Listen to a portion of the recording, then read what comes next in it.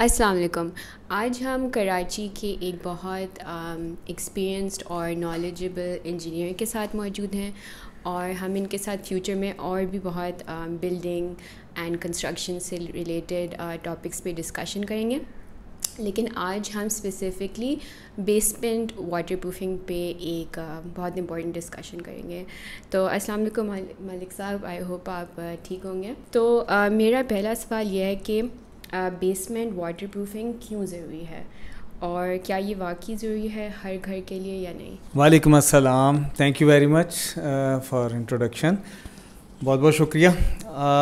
Waterproofing का purpose ये होता है कि प्रोटेक्ट किया जाए, और जब हम बात कर रहे हैं बेसमेंट की वाटरप्रूफिंग की तो हम स्पेसिफ़िकली कंक्रीट की बात कर रहे हैं। तो कंक्रीट स्ट्रक्चर्स को प्रोटेक्शन की ज़रूरत है, क्योंकि कंक्रीट एक एब्जॉर्बेंट मटेरियल होता है। अगर पानी या कोई कंटेमिनेशन या कोई और भी मटेरियल्स उसको टच करते हैं तो कंक्रीट उसको एब्जॉर्ब करती है, और वंस वो एब्जॉर्ब हो जाती है तो वो उसके अंदर फेलियर का फिनोमेना स्टार्ट हो जाता है। They are going to dissolve it. तो हम लोग कंक्रीट को बचाने के लिए मेम्ब्रेन्स यूज़ करते हैं। तो मेम्ब्रेन्स क्या होती हैं कि ये एक बैरियर क्रिएट करती हैं आपकी कंक्रीट में, और any influence like aggressive soil, कोई आपकी सॉइल में कंटेमिनेशन है, आपकी पानी है वो कंटेमिनेटेड है, तो उससे बचाने के लिए मेम्ब्रेन जो है वो लगाई जाती है। तो एक और जैसे कि आपने क्वेश्चन किया कि नेगेटिव साइड पे हो या पॉजिटिव साइड पे हो, तो हम ये चाहते हैं कि ये मेम्ब्रेन पॉजिटिव साइड पे हो, क्योंकि पॉजिटिव साइड पे लगाने का मकसद ये है कि आपकी कंक्रीट के बाहर ये मेम्ब्रेन लगी हुई है, विच मींस कि अब आपकी कंक्रीट जो है प्रोटेक्ट हो गई है, और कंक्रीट के अंदर आपका एनवायरनमेंट है, इनर बिल्डिंग है, तो वो भी प्रोटेक्टेड है। अगर आप इसको नेगेटिव साइड पे लगाते हैं, यानी अंदर की तरफ लगा देते हैं, तो आप फंक्शनैलिटी तो पूरी कर रहे हैं अंदर आपकी, आप you can utilize that space, लेकिन आपका स्ट्रक्चर वीक हो रहा है क्योंकि it is expose to water, it is expose to aggressive medium. तो वो जो आपका जो स्ट्रक्चर है वो एक्सपोज रहेगा पानी को, केमिकल्स को और एग्रेसिव साइल को, और वो उसकी लाइफ इस तरह कंप्रोमाइज़ हो जाएगी। तो ये ज़रूरत है इसकी ड्यूरेबिलिटी, स्ट्रक्चर की ड्यूरेबिलिटी के लिए कि इसको वाटरप्रूफ किया जाए। नेक्स्ट मेरा सवाल है कि बेसमेंट वाटरप्रूफिंग में आम तौर पर किन मुश्किलात का सामना करना होता है यूजुअली? जी, बहुत अच्छा सवाल है आपका। देखिए, सबसे पहले तो फिर हमें समझने की ज़रूरत है कि मेम्ब्रेन्स जो हमने बात की वो कितनी तरह की होती हैं। तो हमारे पास दो तरह की मेम्ब्रेन्स होती हैं, एक होती हैं शीट मेम्ब्रेन्स और दूसरी होती हैं लिक्विड अप्लाइड मेम्ब्रेन्स। तो शीट मेम्ब्रेन्स वो मेम्ब्रेन्स होती हैं जो फैक्ट्री से बन के आती हैं रोल्स की शक्ल में, शीट्स की शक्ल में, और यहाँ पे आके फिक्स कर दी जाती हैं। जबकि लिक्विड अप्लाइड मेम्ब्रेन्स वो होती हैं जो आपके पास लिक्विड फॉर्म में आती हैं। उनको जब हम साइट पे कंक्रीट के ऊपर अप्लाई करते हैं तो वो मॉइस्चर से या क्योर हो के, उसके अंदर अगर बिल्ट इन क्योरिंग एजेंट है तो क्योर हो के एक मेम्ब्रेन बना देते हैं साइट के ऊपर। तो ये दो तरह की मेम्ब्रेन्स होती हैं। अगर हम इसको फर्दर कैटेगराइज आप करना चाहें इन मेम्ब्रेन्स को, तो जो ये मेम्ब्रेन्स को हम दो तरह से मज़ीद कैटेगराइज कर सकते हैं, एक टेक्नोलॉजी की बेसिस पे और एक उनकी एप्लीकेशन की बेसिस पे। अगर हम टेक्नोलॉजी की बात करें तो सबसे जो लोएस्ट टेक्नोलॉजी आप कह सकते हैं, जो कि बहुत अरसे से हमारे यहाँ चल भी रही है, 50 साल, 60 साल, 80 साल, 100 साल से ज़्यादा हो गए हैं इस टेक्नोलॉजी को, दैट इज़ बिचुमन। इसको डामर भी कहते हैं, इसे लुक भी कहते हैं, इसे बिचुमन भी कहते हैं। तो इस टेक्नोलॉजी की बेस पे जो मटेरियल्स हैं वो बहुत कॉमनली यूज़ किए जाते हैं पाकिस्तान, इंडिया और इस तरह के मुल्कों में। इनकी लाइफ बहुत कम होती है। आप ये कह सकते हैं कि इस मटेरियल से बनी हुई प्रोडक्ट्स जो हैं 5 साल से 8 साल तक के लिए इफ़ेक्टिव होती हैं। उसके बाद दे टेंड टू ये हार्ड होना शुरू हो जाता है, क्योंकि ये ज़्यादा रेजिस्ट नहीं करते मॉइस्चर्स को, तो ये हार्ड होना शुरू हो जाती हैं।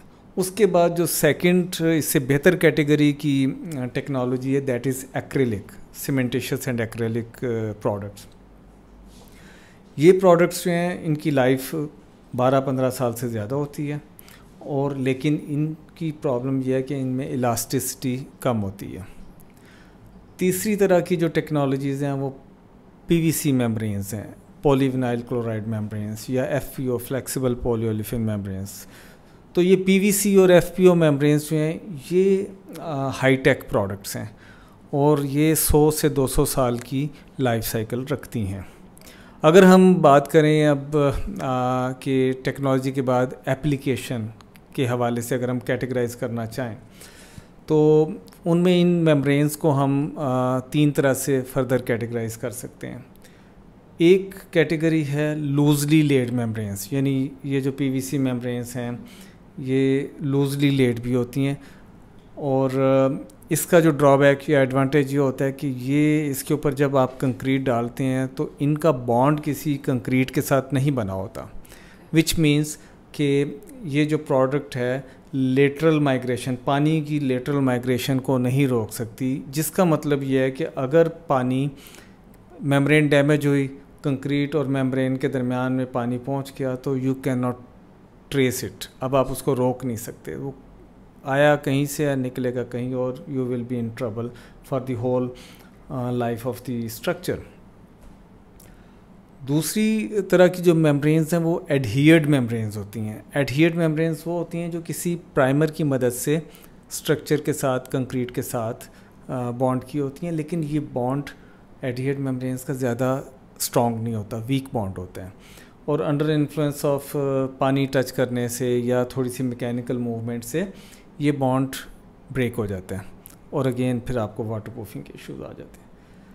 जो तीसरी किस्म की प्रोडक्ट्स हैं दैट इज़ मेम्ब्रेन्स हैं वो हैं fully bonded membranes. Fully bonded membranes वो होती हैं जो कि कंक्रीट के साथ इतना स्ट्रॉन्ग बॉन्ड बनाती हैं कि जब उसको हाइड्रोस्टैटिक प्रेशर में टेस्ट भी किया जाए तो ये बॉन्ड फेल नहीं होता, विच मीन्स कि उनके दरमियान कोई लेटरल पानी की मूवमेंट की गुंजाइश ही नहीं बची।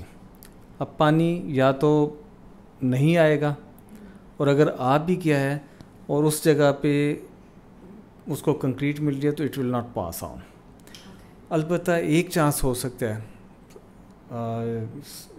You can say that 1% chance ये हो सकता है कि जहाँ से आपने मेम्ब्रेन को डैमेज किया वहीं पे इत्तफाक से कंक्रीट में कोई क्रैक था तो पानी आपकी कंक्रीट में एंटर हो गया, लेकिन उतना ही आसान है उसको चेक करना क्योंकि लेटरल मूवमेंट नहीं है, वो पानी कंक्रीट के दूसरी पार भी उसी जगह से निकलेगा और आप इजीली इसको इंजेक्ट करके सील कर देंगे। अब वो जो मसला था लूजली लेड में या एडहियर्ड में कि पानी एक दफ़ा से एंटर हुआ है कंक्रीट और मेम्ब्रेन के दरमियान में और वो ट्रैवल कर रहा है and you can not find it, ये इशू नहीं रहेगा फुल्ली बॉन्डेड में, you can seal it very easily. तो ये हमारा जो है थोड़ा सा एक्सप्लेनेशन है मेम्ब्रेन्स का। कैटेगरी वाइज, टेक्नोलॉजी वाइज भी एफपीओ मेम्ब्रेन्स जो हैं उनका 100 साल से ज़्यादा का लाइफ साइकिल है, और देन हमने जब उसका बॉन्ड भी देख लिया, सीका प्रूफ हमारी रेंज है जो कि फुल्ली बॉन्डेड होती है, तो ये भी जो है परफॉर्मेंस में बहुत अच्छा परफॉर्म करती है। ओके, तो हम कैसे जान सकते हैं कि कौन से प्रोजेक्ट के लिए कौन सी वाटर प्रूफिंग टेक्निक बेस्ट है? देखिए, हम अभी बात कर रहे हैं वाटर प्रूफिंग, बेसमेंट्स की वाटर प्रूफिंग की। तो बेसमेंट वाटर प्रूफिंग में तो the best is the fully bonded membranes, क्योंकि आपके पास मज़ीद कोई एक्सेस नहीं है। वंस आपका स्ट्रक्चर कंप्लीट हो जाता है, बेसमेंट बन जाती है, कंक्रीट की बैक फिलिंग हो जाती है, तो अब आप उसको ठीक नहीं कर सकते, यू कैन नॉट, आम तौर पे आप उस तक पहुंच नहीं पाते, तो उसमें आपको फुल्ली बॉन्डेड मेम्ब्रेन लगानी चाहिए। अच्छा, इसके बाद अगर आप ऊपर की आ जाते हैं वेट रूम्स के लिए, वॉशरूम्स की वाटर प्रूफिंग के लिए, तो वहाँ पे आप cementitious and acrylic based waterproofing sufficient है। बल्कि अगर आप वहाँ पे टाइल्स लगा रहे हैं तो हमारे पास ऐसे टाइल बॉन्ड्स हैं, टाइल एडिसिव भी हैं जो कि वाटर प्रूफ हैं, तो आप वहाँ पे वो यूज़ कर सकते हैं। थर्डली, अगर आप छत पे जा रहे हैं तो छत पे भी ये cementitious and acrylic waterproofings are okay अगर आप उसको प्रोटेक्शन दे रहे हैं, तो उसके ऊपर आपने स्क्रीड कर दी तो इट्स ओके।